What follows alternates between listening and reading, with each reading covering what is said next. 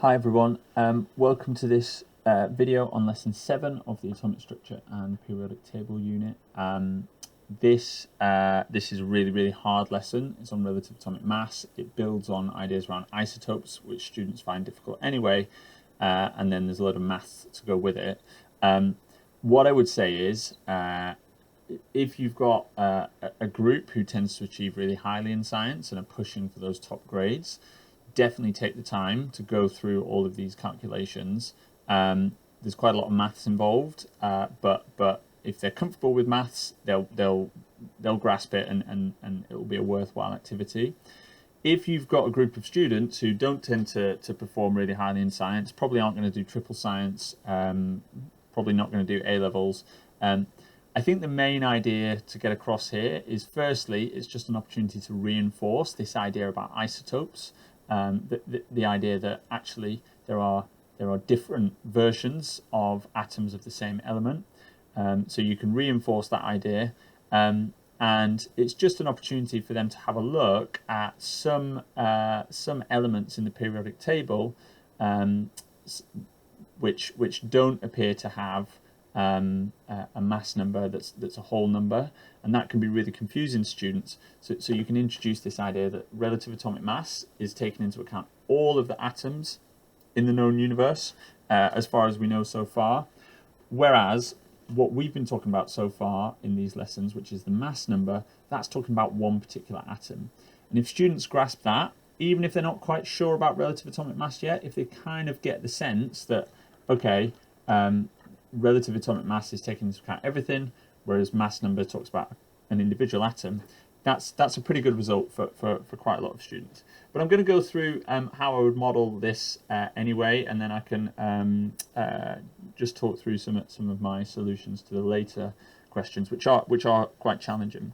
So the first thing that I'm going to do is imagine, and again, if you want to demo this, you can, although you probably don't want to have too much chlorine gas out and about in the lab. But if I've got some chlorine gas in a test tube with a bung, so I'll just shade this and say there's some chlorine gas in here. What you can do, firstly, is build on students' prior knowledge and ask them to think, okay, this is a gas at room temperature. Again, some links here already you can see to the covalent bonding they'll do in the next chapter of the GCSE. Okay, this is a gas at room temperature. If I were to zoom in at a particle level, what would that look like? Now, my guess is most of them, even though you've been talking about atoms this whole unit so far, most of them are going to give you your year 7 picture of particles in a gas. And to be honest, that's absolutely fine. As long as they remember this, that's a pretty good start. So we can have the random motion. It's just a chance to reinforce some of these really foundational ideas, and explicitly move their thinking forward to a more abstract, more sophisticated conception. Okay, so we've got the random motion, random arrangement, far apart, so on. Okay, so then let's push them, let's challenge them, and we've done this in earlier lessons. We're going to keep doing it because we need to keep reinforcing that actually we're building this progressively more sophisticated picture. So I'm going to zoom in and say, well, okay, this is chlorine gas. Does anyone know what one particular molecule of chlorine looks like? And what they should be telling you is that one molecule of chlorine is going to look like this. It's actually Cl2. So you're going to have two atoms in here as follows. So this is Cl and this is Cl. And then you can zoom in again and say, well, okay, what about these two? Sorry, yeah, what about each of these? And this is where you can then say, you can go back to your nuclide notation. And the point that we want to make is, and again, we're not doing anything new here, we're just building on the prior knowledge. The point you want to make here is, there's actually two flavors. So some of that will be chlorine 35. Some of that will be chlorine 37.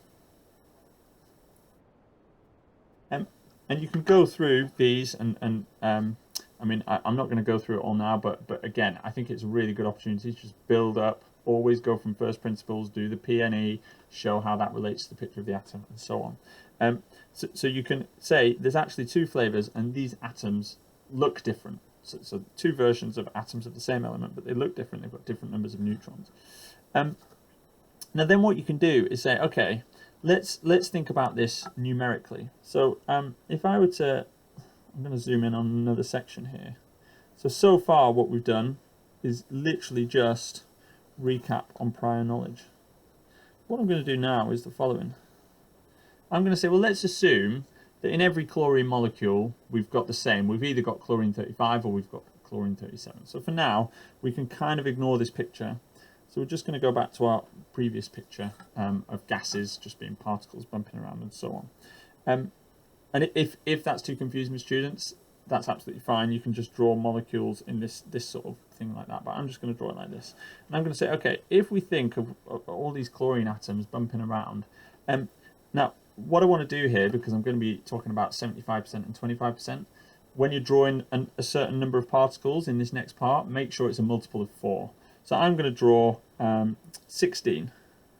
1, 2, 3, 4, 5, 6, 7, 8, 9, 10, 11, 12, 13, 14, 15, 16.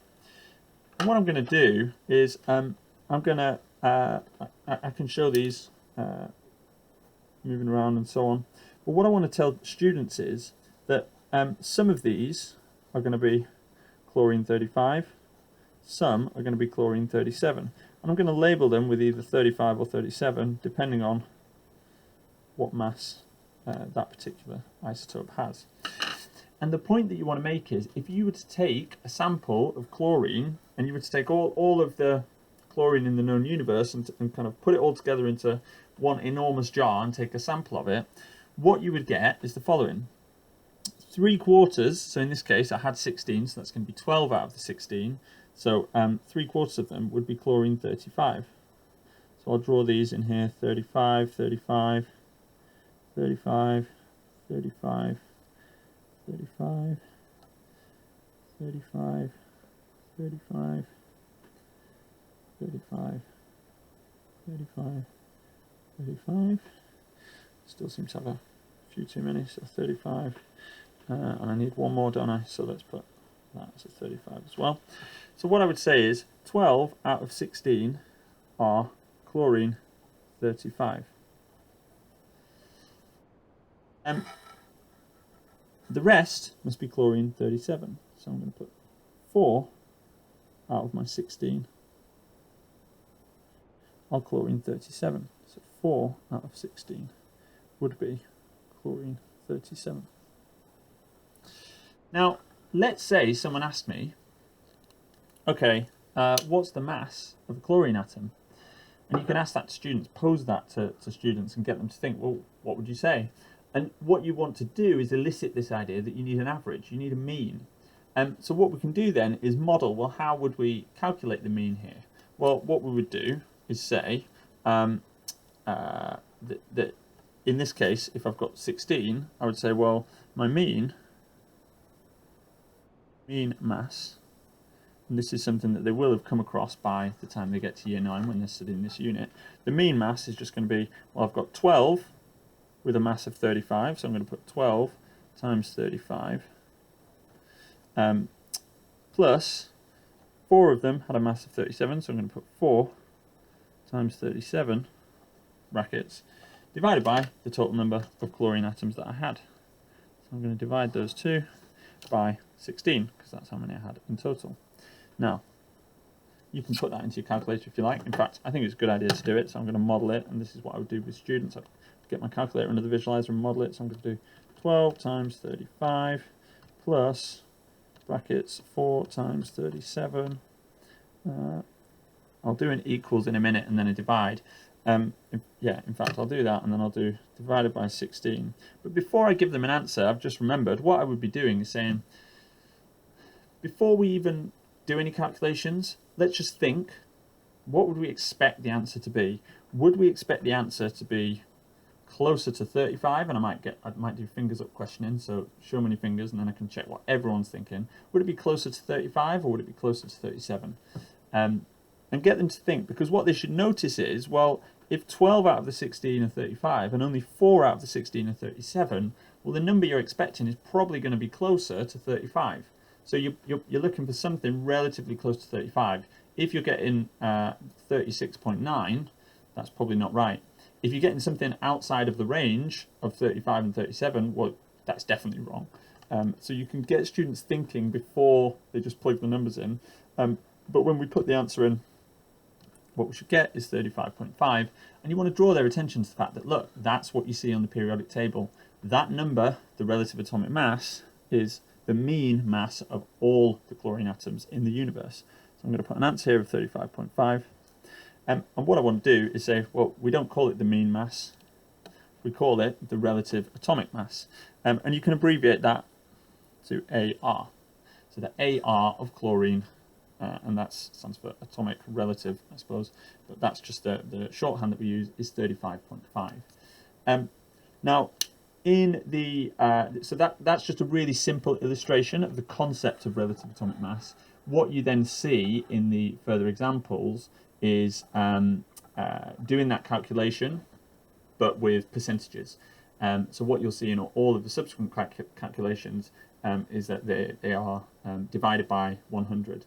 There are worked solutions in the slides, so please do feel free to use those. Get under the visualizer, model them to students. Like I say, this is quite hard. The maths of this is a bit challenging, especially when you get to the later examples and you're given the relative atomic mass and you have to work out the relative abundance. That's really difficult, and so don't be disheartened if some of your students find this hard. That's totally normal. But yeah, hopefully that's helpful, and in the next video we'll move away from isotopes and we'll start to look at electron configuration.